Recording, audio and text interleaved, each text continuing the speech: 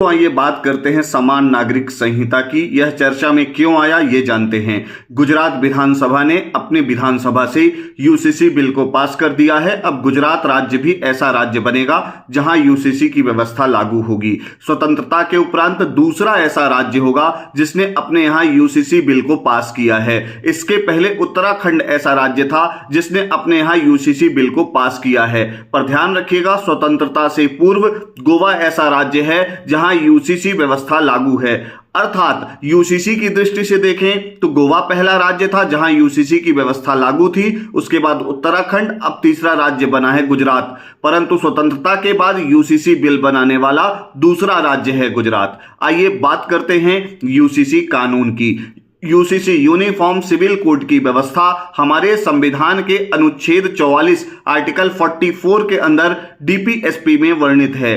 ध्यान रखिएगा, इसका यह मतलब है कि सरकार जब चाहे तो इस व्यवस्था को पूरे देश में लागू कर सकती है, संसाधनों और अपनी सुविधा के अनुसार।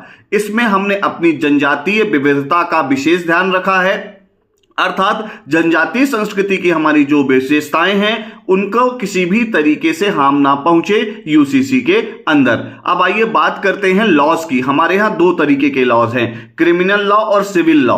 क्रिमिनल लॉ अर्थात अगर किसी ने कोई अपराध किया है जो कि किसी को नुकसान पहुंचाने के लिए किया गया है, अर्थात ऐसा अपराध जो क्रिमिनल की कैटेगरी में आता है, उन्हें क्रिमिनल लॉ ट्रीट करते हैं। सिविल लॉ जैसा संपत्ति का बंटवारा, विवाह, शादी, कौन कितनी शादियां कर सकता है, ये सारी व्यवस्थाएं जो हैं वो सिविल लॉ के अंदर हैं। तो सिविल लॉ के लिए हिंदू कोड बिल अलग है, पर्सनल लॉ अलग है और अलग धर्मों के लिए कुछ अलग व्यवस्थाएं हैं। सुप्रीम कोर्ट ने कई बार कहा है कि सारे धर्मों के लिए एक ही तरीके की व्यवस्था होनी चाहिए, इसके लिए यूसीसी लाया गया है।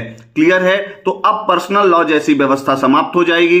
संपत्ति के बंटवारे को लेकर पत्नी के अधिकार, बच्चों के अधिकार, बच्चियों के अधिकार, इन सब के बारे में विस्तृत विवरण किया गया है यूसीसी के अंदर। और गुजरात ने एक और व्यवस्था दी है, अगर विवाह के उपरांत अगर कोई व्यक्ति, ध्यान रखिएगा, अपनी शादी को रजिस्टर नहीं करता तो 10 से 25 हजार रुपए का जुर्माना भी हो सकता है। यह एक बहुत अच्छी बात है, ध्यान रखिएगा। ओवरऑल मैं कहूं तो यूसीसी लागू करने वाला देश का तीसरा और स्वतंत्रता के उपरांत दूसरा राज्य बन गया है गुजरात। फटाफट कमेंट बॉक्स में बताइए, सुप्रीम कोर्ट ने अपने किन केसों में यूसीसी व्यवस्था लागू करने की बात पूरे देश के अंदर की है।